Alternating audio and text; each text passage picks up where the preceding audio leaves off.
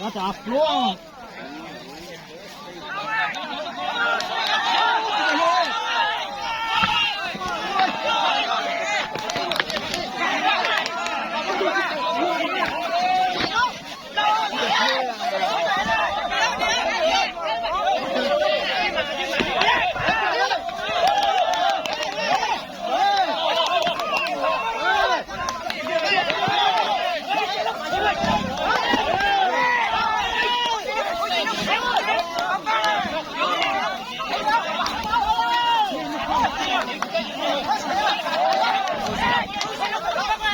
养狗养狗这行日子不好，但是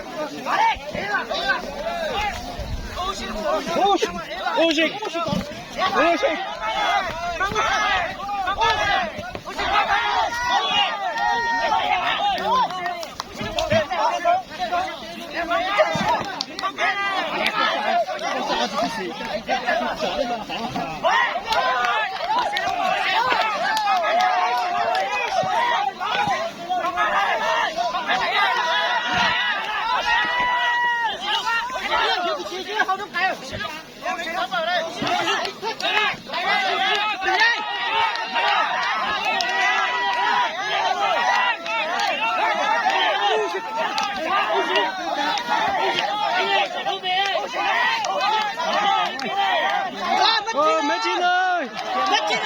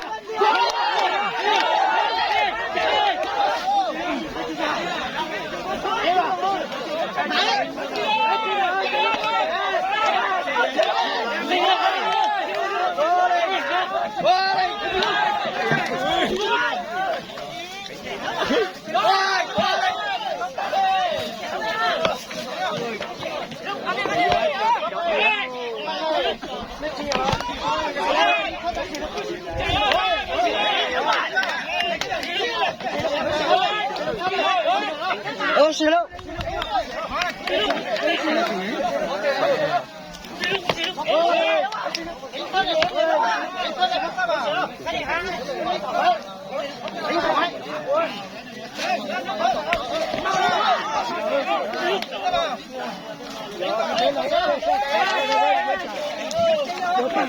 要去打一个啊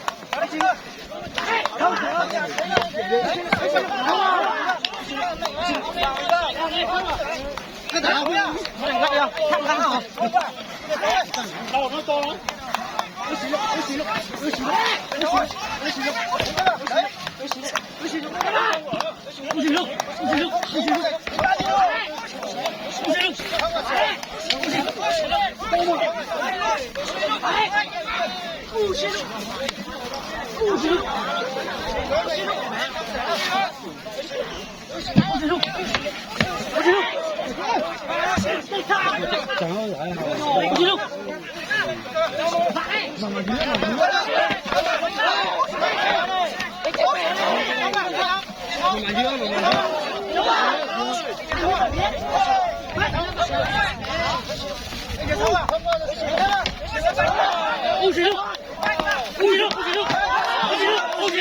lính quả lính ơi.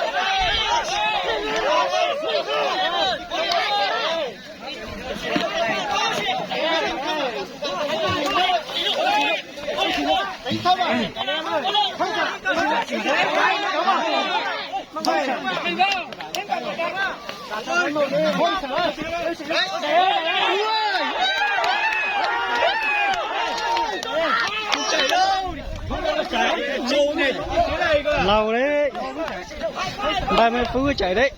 Cái con này đứng đó nè. Tôi chú đi đi con.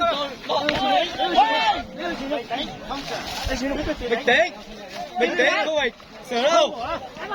Bình tĩnh. Được cho chú đi. Tóc xuống rồi sao nữa? Chị ba, tăng đi ba.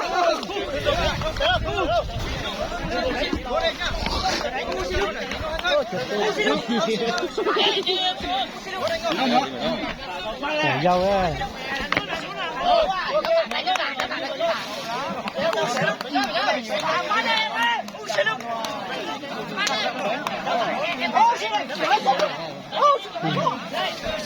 Giờ tới mới chắc suốt tí kia hả?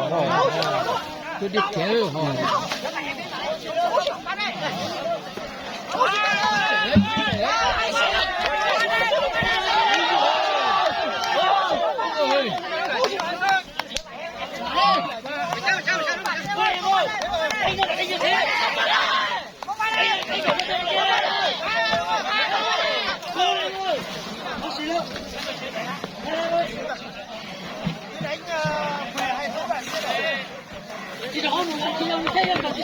Lại có.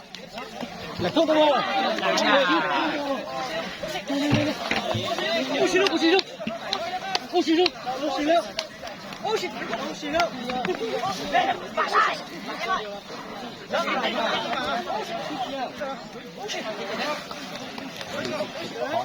Tự nhiên đọc để hiện vào với thằng sẽ biết thằng mà thằng anh thế hơn thằng anh Chị yêu lắm.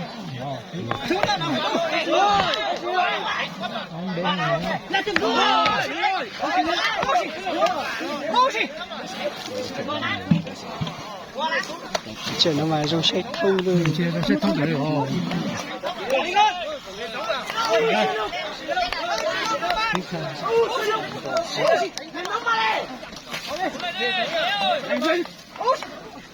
Mình dùng lục thế thôi. Mình chấp mình cái thủ dâu. Nếu mà đi hết mình nó đi chèo. Thế thì tôi.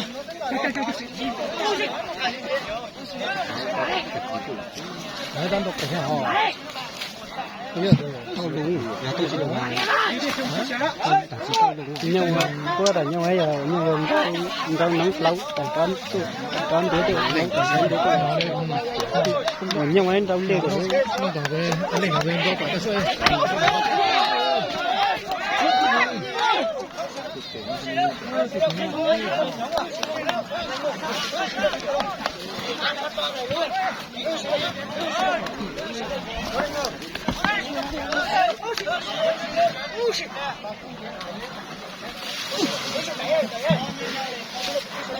Phải luôn.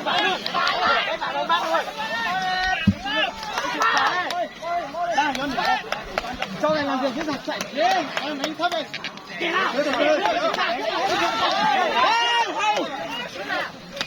Em cứ đánh được rồi. Không sợ.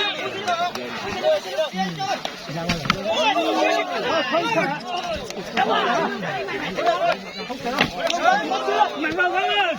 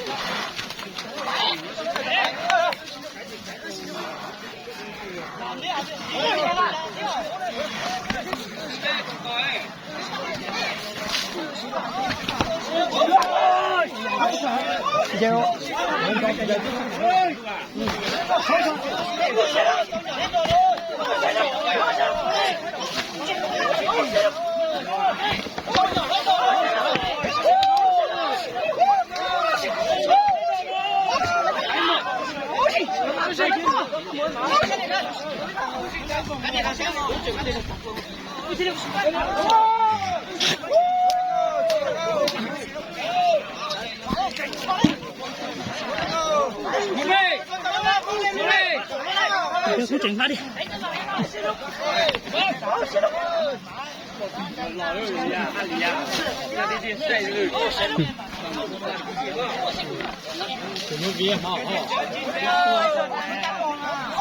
Siêu cái điện luôn.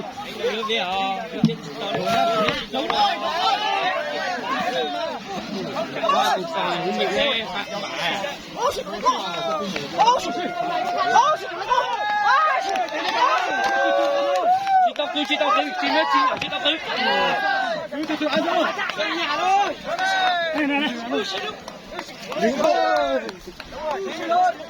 Lùi lấy sức ra. Thế thì cái này do à.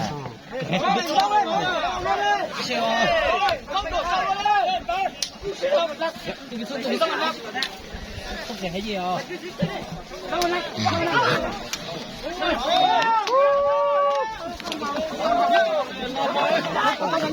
Cô em ơi.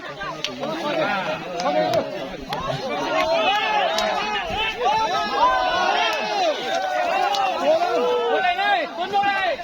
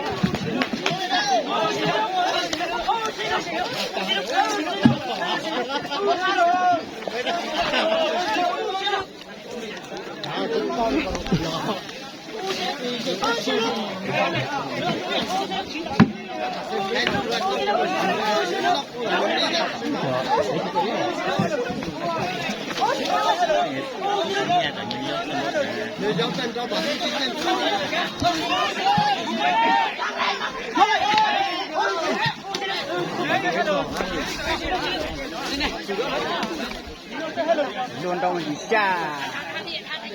Thôi từ bữa cho kỹ dần. Nước sạch tán nữa.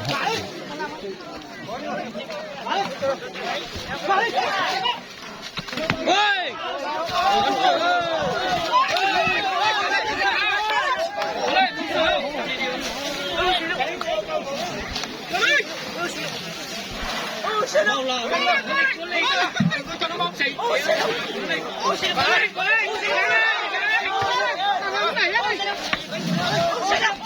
Đi đây, đi tôi đây. 你嘅袋咁細路。我哋人突然先話嘢，你袋又真係同我休咗啊！只要打到地產錢，哦，師兄，你打點解呀？要打你對你。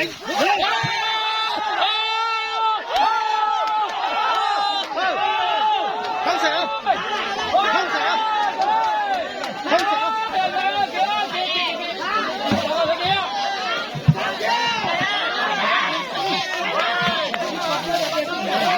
！Hãy subscribe cho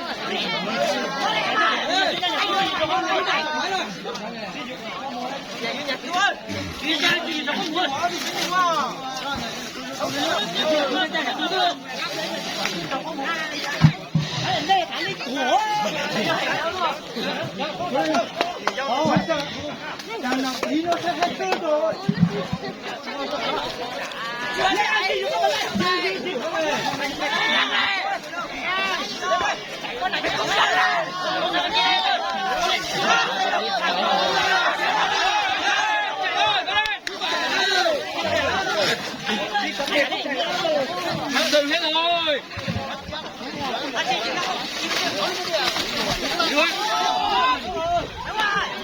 những video hấp dẫn.